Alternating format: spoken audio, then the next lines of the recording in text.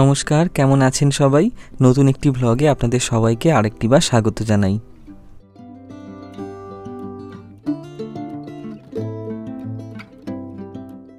সকাল এখন 7:30 বাজে।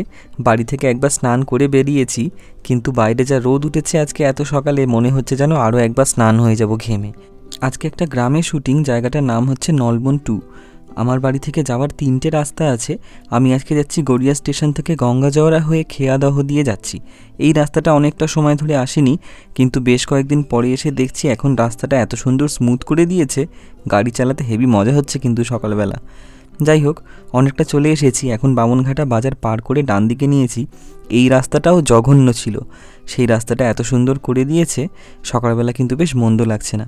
আর এখানটা চারিদিকে রয়েছে অজস্র মাছের ভেড়ি আর প্রচুর গাছপালা, খুব সুন্দর লাগছে সকালবেলা আজকে।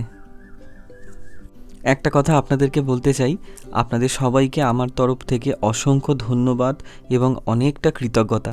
আপনারা যে আমাকে এতটা কম সময় এতটা ভালোবাসা দিয়েছেন, নিয়মিত আমার ব্লগ দেখছেন এবং প্রশংসাও করছেন, তার জন্য সত্যি আমি আপ্লুত। আমি চেষ্টা করব এটাকে আরও ভালো করার। শুধু আপনারা যেরকম সাপোর্ট করছেন এরকম সাপোর্ট করে যান, ব্যাস। তাহলে আমি আমার চলার পাথেও পেয়ে যাব আর আরও ভালো ভালো ব্লগ আপনাদের সামনে নিয়ে আসবো। যাই হোক, চলে এসেছি। যে পাখিটা ডাকছে, কেউ যদি ডাকটি চিনে থাকেন তাহলে কমেন্ট করে আমাকে জানাবেন।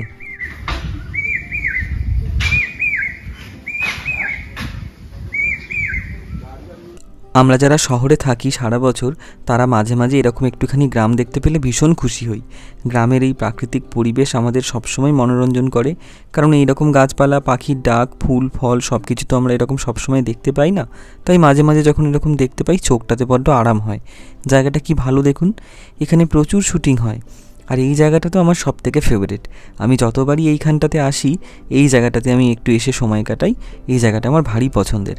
আজ থেকে বহু বছর আগে আমি যখন প্রথম একটা সিরিয়ালের শুটিংয়ের জন্য এখানে এসেছিলাম, এই জায়গাটা প্রথমবারের জন্য দেখে আমি অবাক হয়ে গেছিলাম যে আমার বাড়ির কাছে এত সুন্দর একটা জায়গা রয়েছে, আর সেটা আমি জানতামও না। তারপর থেকে বহুবার এসেছি, কিন্তু এই জায়গাটার প্রেমটা আমার একটুও কমেনি। এখন গরমের জন্য এই ঝিলটাতে জল শুকিয়ে গেছে, কিন্তু অন্যান্য সময় যখন আমরা আসি তখন এখানটা জল ভর্তি থাকে। এখানে নৌকাও চলে, আর এত সুন্দর সুন্দর শুটিং হয়, এইটাকে ব্যাকগ্রাউন্ডে রেখে আপনি কল্পনা করতে পারবেন না। কখনো দেখে এটাকে নদী মনে হয়, কখনো ঝিল, কখনো পুকুর, নানান রকমভাবে যখন যেরকমভাবে প্রয়োজন গল্পের জন্য সেরকমভাবে এটাকে শুটিংয়ে ব্যবহার করা হয়। আজ থেকে প্রায় 2 বছর মতন আগে আমার এক স্কুলের বন্ধু, তার নাম ইন্দ্রনীল, সে তার নিজের একটা গানের শুটিং করবে বলে একটা ভালো জায়গা খুঁজছিল। তখন আমি ওকে এই জায়গাটার কথা বলি। দিব্যি ও এখানে এসে এত পছন্দ হয়, এখানে এসে ওর একটা গানের শুটিংও হয়ে যায়।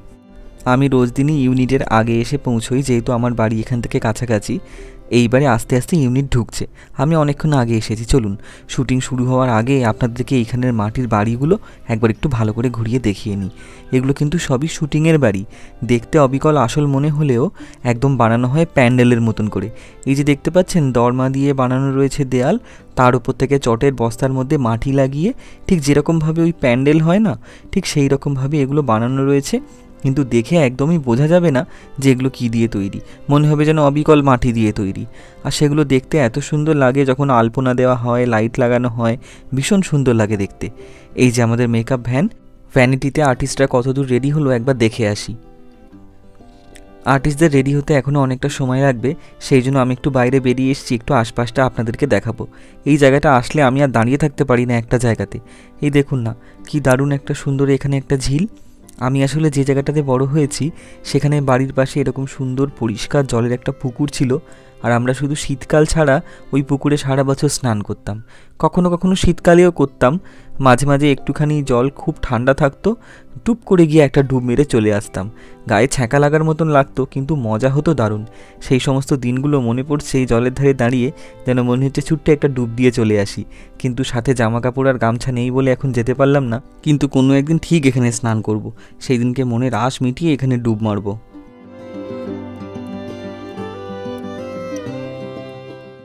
দুই দিকে সবুজ দেবদারু গাছের মাঝখান দিয়ে এক ফালি সরু রাস্তা, কি দারুণ লাগছে বলুন।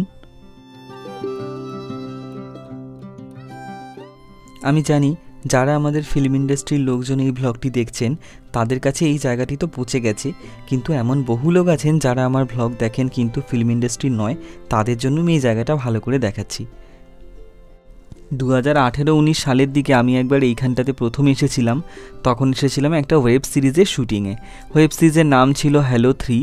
সেইখানের একটা সিনের শ্যুটিং এইখানে হয়েছিল সন্ধেবেলার দিকে। তখনই এই জায়গাটাতে আমার প্রথম আসা। তারপরে আরও একটা কারণে এই জায়গাটা আমার এত বেশি ভালো লাগে, আমি একটা সিরিয়াল করেছিলাম, নাম হচ্ছে সৌদামিনীর সংসার, যেটা জি বাংলাতে হতো সোম থেকে শনিবার রাত্রি 10:30টায়। ওই সিরিয়ালের প্রথম দিনের প্রথম এপিসোডের শ্যুটিং এইখান থেকেই শুরু হয়েছিল। সেই জন্য এই জায়গাটা বহুভাবে আমার স্মৃতির সাথে যুক্ত। আমি যতবারই এখানটাতে আসি আমার সেই সমস্ত পুরনো দিনগুলোর কথা মনে পড়ে।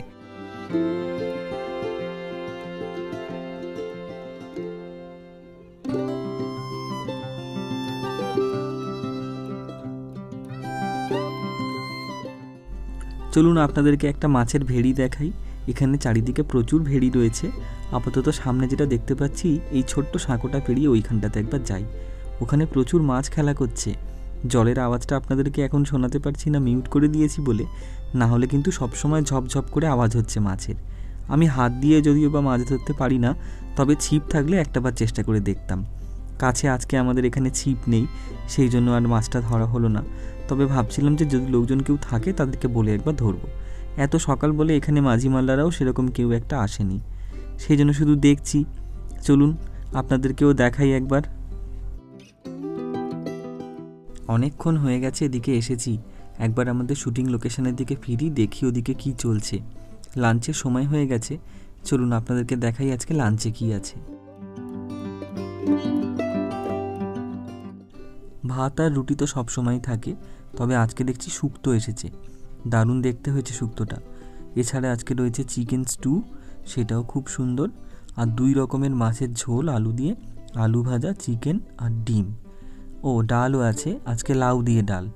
চলুন খেয়ে নিই, খেয়ে তারপরে ফিরে আসছি। আশেপাশে খুব একটা গরম গাছের ছাওয়ার জন্য না লাগলেও শুটিংয়ে প্রচুর লাইটের সামনে যে সমস্ত অভিনেতারা কাজ করছেন তারা ঘামে একদম পুরো ভিজে গেছেন, তাই জন্য একটুখানি এখানে ছাওয়াতে বসে ঘামটা জড়িয়ে নিচ্ছেন। ওরা আমাকে বললেন যে তোমার সাথে একটা ছবি তুলতে চাই, সেই জন্যই এসে একটিবার ওদের সাথে দাঁড়ালাম। বিকেল এখন 6টা বাজে।